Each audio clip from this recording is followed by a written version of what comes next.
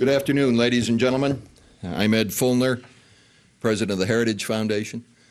On behalf of my colleagues on the Board of Trustees and the staff of the Heritage Foundation, it's a very great pleasure to welcome all of you to our Lehrman Auditorium today for a very special presentation on an important book.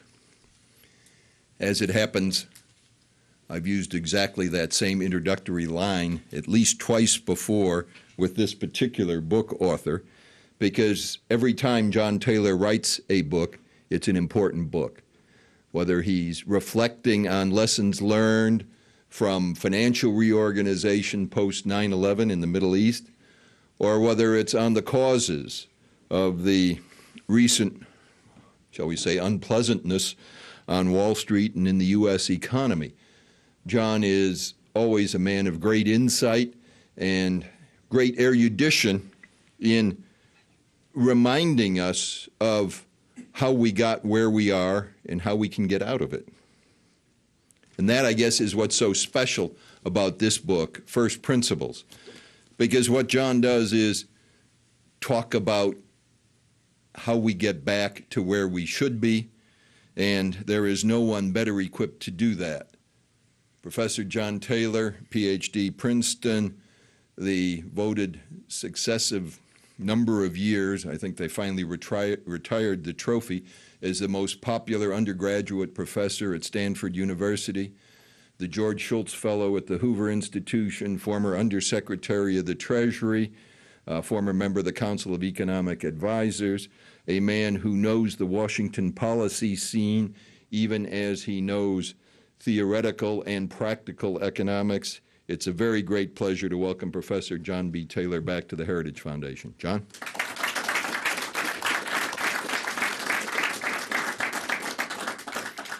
Thank you so much, Ed. Thank you for your leadership at the Heritage Foundation and for inviting me to come here and talk about First Principles, which is something that the Heritage Foundation has emphasized so much.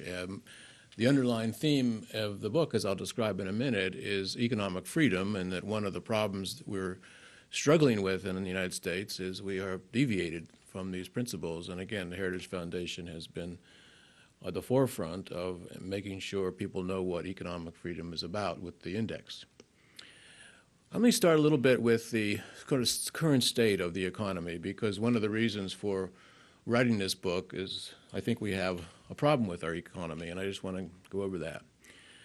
So we're now in a recovery from a deep recession. We're actually at 2.5 years into the recovery, 10 quarters.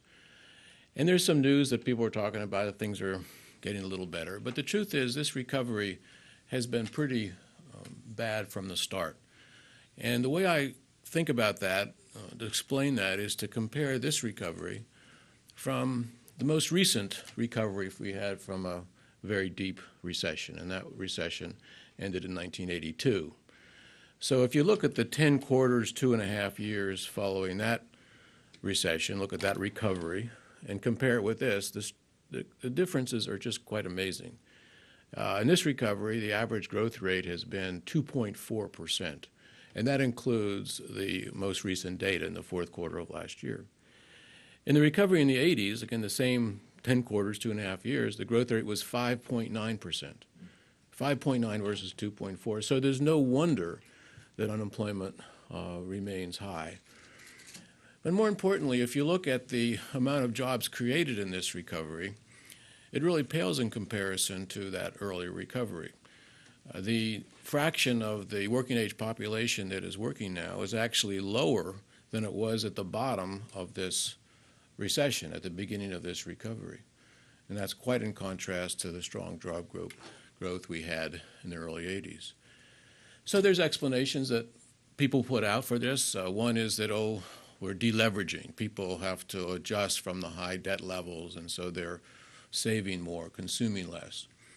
But that doesn't fit the facts when you compare the early 80s recovery. In fact, the savings rate in the early 80s, 83, 84, 85, was almost 10%. In this recovery, it's still just 3 or 4%. So it's not as if people are saving more now than they did then.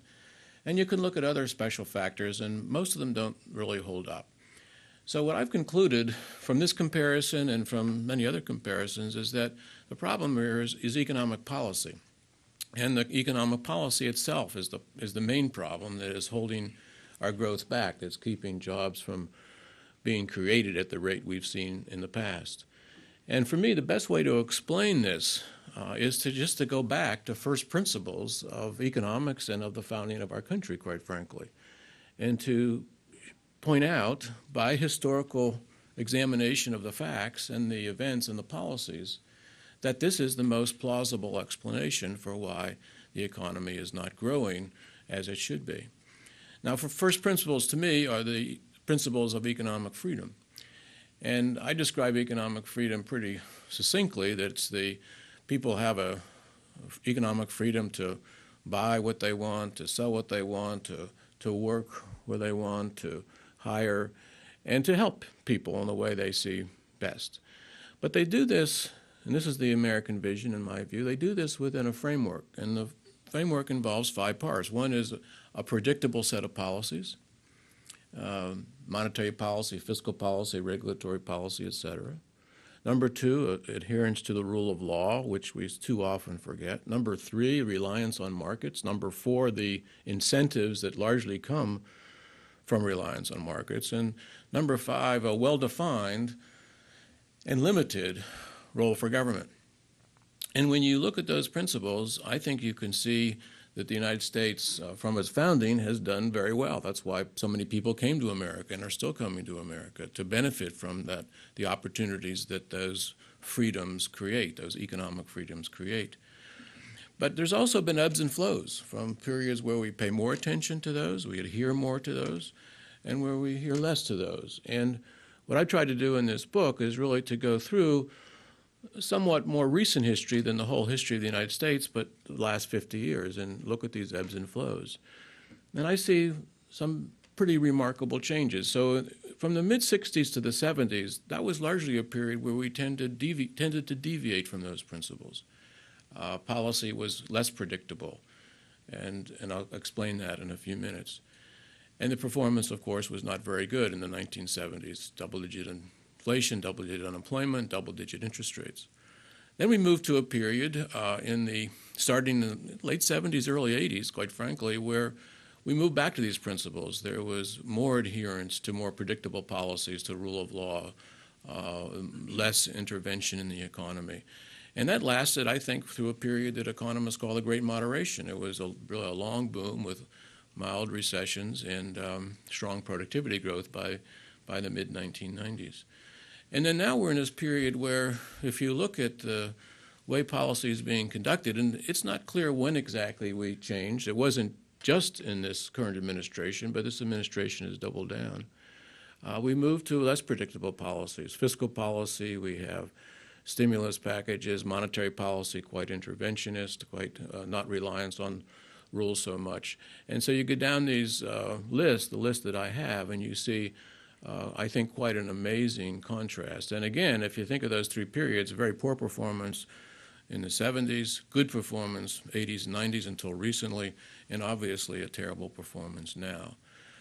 Now, for me, it's necessary not just to sort of say these events, principles, but to also look a little bit about how these movements happened. I put it in the chapter 2 of the book, who gets us in and out of these messes? What really goes on? I think it's very important. I've spent time in policy, and sometimes even people with the best of intentions to follow these principles, they don't quite get it. And of course, sometimes there's people who just don't care so much about the principles. And if you look at this historical period, you can see that. So very briefly, I think this movement towards deviation from the principles really began in the mid-60s. And in fact, in 1962, I call it the Keynesians came to town, and the economic report of the president in 1962, it's a beautifully written report, very persuasive, arguing that we needed to move to these more interventionist fiscal policy, monetary policy, proposals for wage and price guidelines through the whole economy. And so that was really, advocating that we didn't need to be so concerned with these principles of economic freedom as I've defined them here. Remarkably, in 1962, another book was written Capitalism and Freedom by Milton Friedman. It